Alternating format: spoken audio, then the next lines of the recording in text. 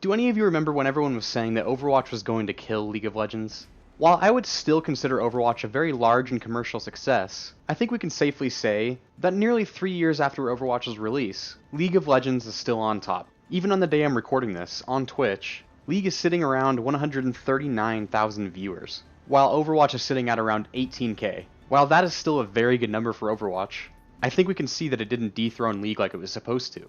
So what happened? This game was an explosive success back in 2016. So why didn't it kill League? Let's compile and discuss all the information accessible to us, and do our best to analyze what exactly happened to Overwatch. Like most of my videos go, I'm going to give some background on my subject material. So let's kick things off with the history of Overwatch. Back in 2007, Blizzard began development for a class-based FPS named Titan. Titan was to be a team versus team shooter based around player progression through skill trees. Like an RPG, your goal was to build your ideal character for your playstyle. I think it's clear to see that this game never launched, or else we would already know what this was. When the team that was formerly developing Titan was interviewed, there was a pretty large consensus of the team members saying there wasn't a whole lot of fun behind the development process or passion at that. So back in 2013, Titan and the respective development team was dissolved. That team was then separated out to other projects or were tasked with coming up for a new idea for a new game. Eventually that development team decided they weren't going to give up on the FPS genre, but they wanted to take a different approach from last time. They wanted the game to deviate from reality. They wanted movement to be fluid, utilizing unrealistic forms of movement such as rocket jumping. They wanted to incorporate all of the fun aspects of Team Fortress 2, and partner those things with the positives of MOBAs. This meant more of a whimsical approach to FPSs, and also a bit more of a team-based approach to gameplay. They wanted the overall feel of the game to be more bright and colorful and more optimistic. They felt there were too many games out there that were moody and dark. So the team began to work, bringing a part of this project to life. They started to pull a lot of the aspects that they had already created and finished in Titan and made them fit the parameters that they had now. They started to put together characters that met their expectations of being optimistic and upbeat. This resulted in their first character being Tracer.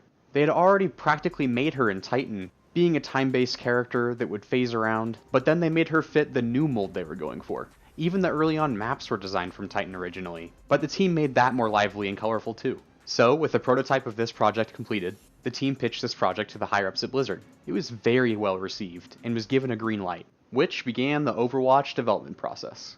On November 7th, 2014, Overwatch was announced to the public for the very first time at BlizzCon. Blizzard even gave the attendees access to try it out, and the fans loved it. Then, 2 years later in 2016, Blizzard released an open beta just a couple weeks before the official launch of Overwatch. This beta attracted 10 million players. Then, on May 24th of 2016, Overwatch was released and sold 7 million copies. This game made $1 billion in its first year and was the highest grossing game on PC for all of 2016. Overwatch was absolutely massive, and I'm sure the majority of us remember it being absolutely everywhere on the internet. Even if you weren't interested in this game, you inevitably couldn't escape it. So when did all of this change? Why did its overall player base drop? If we look at a graph analyzing the average viewership of Overwatch on Twitch, we can see a very steady decline from release. There are some spikes in views due to large streamers returning to the game and esports events, but overall it's easy to see that the game has fallen out of favor over the years. I would give more relevant stats relating to active players over time, but unfortunately Blizzard does not release that information. But I think the gaming community has seen this pattern over and over again. A game releases, it's a huge deal for a while, and then it fades away. This is especially prevalent in FPSs. We often see games like Call of Duty or Battlefield come and go. I think the reason that Overwatch has had the success that it has is because it's different from those FPSs. Overwatch is a live service, and that means that Blizzard is still active in developing this game and balancing it out and adding more content. Even very recently, Overwatch has just announced Baptiste. I think that's how you say his name at least. But Blizzard hasn't just released this game, dropped it in the middle of nowhere, and just left it to die, like we see other gaming companies in the FPS genre do. Blizzard is still listening to fan feedback and creating more maps and characters and so on. This definitely is what contributes to longevity in games. This is seen in other games, such as MOBAs like League, and like Blizzard's own World of Warcraft. They retain their audience by still working with them, and being present. But even despite that, why did Overwatch decline faster than, say, League of Legends? The biggest reason that I think League of Legends has been so big for so long is because it's easy for someone who knows and understands the game to jump into any streamer's channel or any esports event and understand how the game is going without any prior knowledge. Even just the benefit of this not being a first-person game helps tremendously for clarity for viewers. While you are locked onto one section of the map that you're viewing, you can still have the mini-map to understand what is going on around that person, and you are not locked to one person's perspective. And if you've played League, you know what it means when you see someone is up in kills, up in creep score, up in towers, and up in gold, and so on. All of those leads transition to you being ahead in the game, and I don't think FPSs can capture that same feeling. In League of Legends, every lead, every kill, every CS that you get basically transitions to another way for you to get items. Those items in turn make you more powerful. Think of it like grinding out gear in an MMO. And I haven't seen this in any FPS so far. You get a kill, it just means you got a kill. Sure, that opponent is not in your way anymore, but it's not the same gravity that a kill means in a MOBA, for instance. Which I think contributes to an entertaining nature of why League has been so successful for so long and Overwatch maybe hasn't. Because it's not as exciting to see a team take the lead, because you know that in an instant that can be taken away. Which I know you could argue the same thing with a MOBA, but it's also much harder to do that. Which also makes seeing an underdog or somebody that's behind do better more entertaining. I still think it was very smart for Overwatch to try to capitalize on the esports scene, because this definitely retains fan interest. And esports are super huge right now.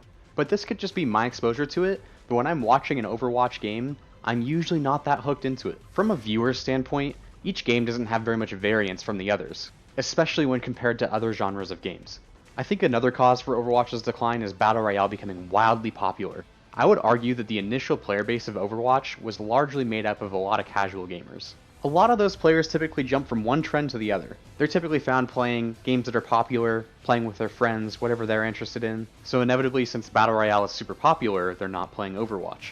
With the release of PUBG, then Fortnite, and then eventually Apex Legends, it's hard to tell right now if Battle Royale is here to stay or if it's just a passing trend. But PUBG, being the first of this big Battle Royale resurgence, was released nearly 2 years ago, and Battle Royale is still super popular.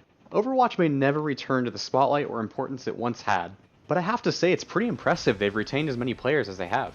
Now I do think there could be several other factors that contributed to the decline of Overwatch, but I do think the things I mentioned earlier are the larger causes.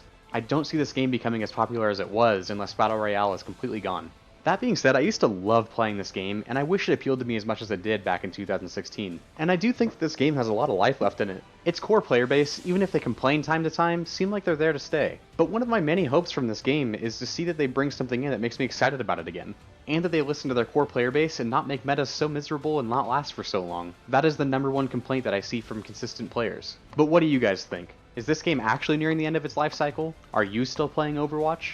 Share all of your thoughts down below, and I'd love to have a conversation with you about it. But hey, thanks for taking the time to watch this video, and bearing with me as I try to play this game again. It's been forever. So I'm really sorry if you've been yelling at me this entire video about how bad I am, but I never claimed to be good. But besides all of that, thank you to everybody who has already subscribed to me. I really appreciate it, and if you wouldn't mind, maybe consider it if you haven't yet. And if you happen to like this video, please do give it a like down below. It mainly just shows what you guys are enjoying and what I should keep making in the future. So thanks again for being here and clicking on my video. It really means a lot, and I'll see you in the next one.